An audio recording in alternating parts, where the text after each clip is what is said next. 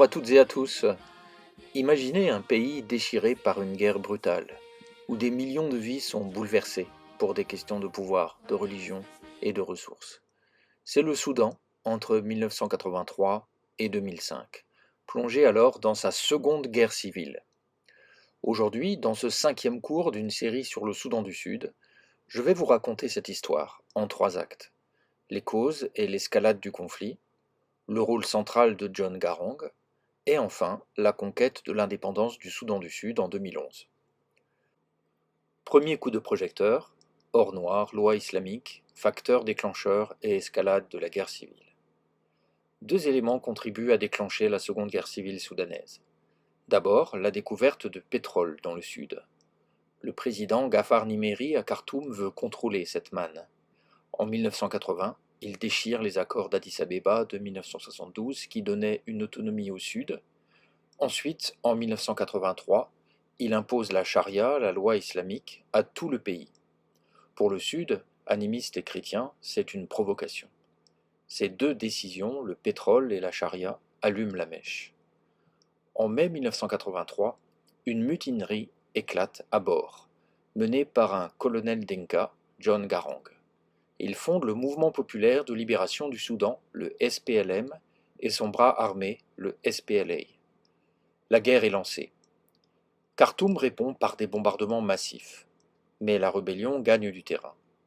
En 1984, le SPLA détruit une excavatrice géante du canal de Jonglei, projet perçu comme favorisant le Nord. En 1989, un coup d'État porte Omar al-Bashir au pouvoir, renforçant la ligne islamiste. Malgré cela, en 1990, le SPLA contrôle les 2 tiers du Sud.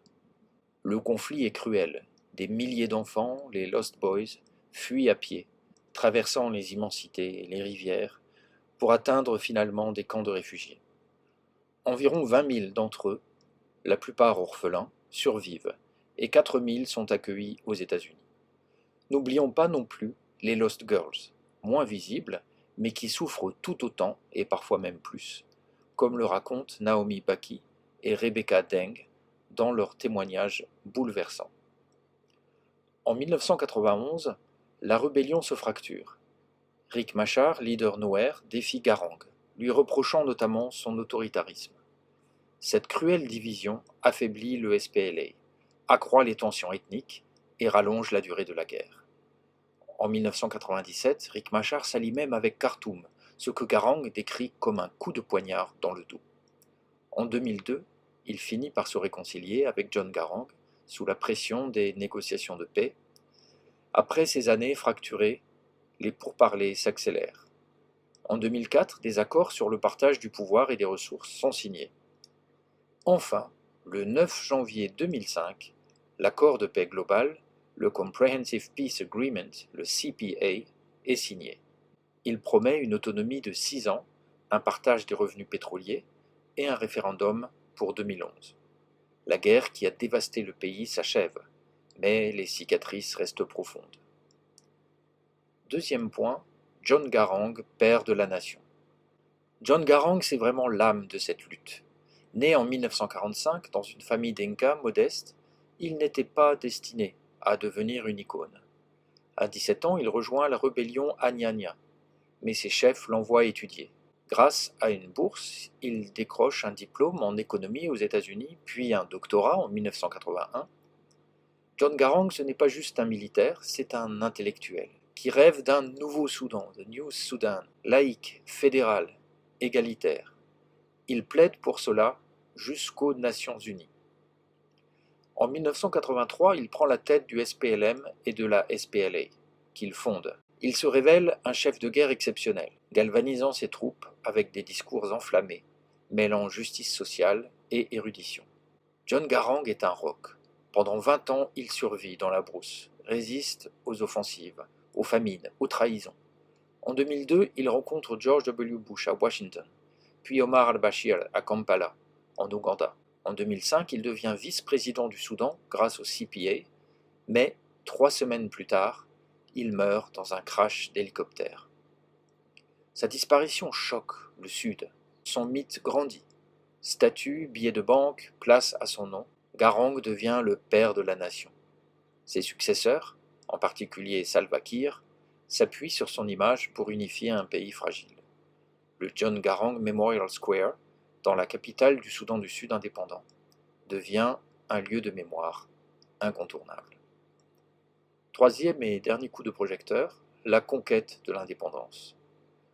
Après la mort de Garang, Salva Kiir prend les rênes du gouvernement autonome. De 2005 à 2010, le Sud se reconstruit, la population se réhabitue à la paix. Les églises jouent un rôle clé. Le Conseil des églises du Soudan du Sud réconcilie Dinka et Nuer, distribue de l'aide, rouvre des écoles et sensibilise au référendum. Elle comble le vide laissé par un État embryonnaire, offrant espoir et unité. Pendant ce temps, les négociations avec Khartoum avancent pour organiser le référendum. En 2010, Salva Kiir est élu président du Sud, avec 93% des voix, consolidant son pouvoir. Les États-Unis soutiennent cette transition. Après le 11 septembre 2001, l'islamisme de Khartoum, qui a un temps protégé un certain Oussama Ben Laden, est un repoussoir. Aider le Sud contre le Soudan du Nord islamiste devient une priorité. L'acteur américain George Clooney s'investit sans compter aux côtés de la population sud-soudanaise. Les catholiques et plus encore les évangéliques américains, voyant le Sud chrétien opprimé, se mobilisent également, sensibilisent l'opinion, au travers du magazine Christianity Today en particulier. Ces pressions forcent Omar al-Bashir à accepter le référendum. Du 9 au 15 janvier 2011, de Khartoum à Djouba, les Sud-Soudanais votent massivement. Le scrutin fait l'objet d'une surveillance et d'une supervision internationale pour que toutes et tous, comme ici, à Raja, dans le Bahr Ghazal, puissent voter.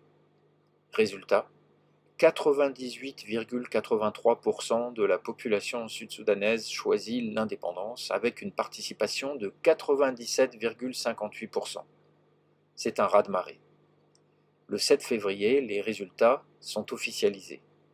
Les mois suivants, des négociations ardues règlent le partage du pétrole et les frontières. Le 9 juillet 2011, à Djouba, le Soudan du Sud devient indépendant, avec un drapeau symbolisant le peuple, la paix, le sang versé, l'agriculture, le Nil et l'optimisme. Salva Kiir devient le premier président, devant une foule en liesse. C'est une victoire. Mais dans un pays sans infrastructure, tout reste à construire. Ces attentes s'expriment un an plus tard, lors de la campagne Hope for a New Nation de Franklin Graham, entre espoir et frustration. Alors pour conclure, la Seconde Guerre civile a été un drame dévastateur, mais aussi une lutte pour la liberté. John Garang, avec sa vision d'un Soudan uni, a marqué l'histoire, même si son rêve s'est brisé avec sa mort et la sécession. Grâce à son héritage, aux églises, au soutien américain et surtout à la détermination d'un peuple, le Soudan du Sud accède à l'indépendance en 2011. Mais ce jeune pays, riche en pétrole mais pauvre en structure, fait face à des défis immenses. Sa résilience plus que l'or noir n'est-elle pas sa véritable force pour l'avenir? Pour aller plus loin, de bons ouvrages sont disponibles, ainsi que des documentaires. Bonne lecture et à bientôt!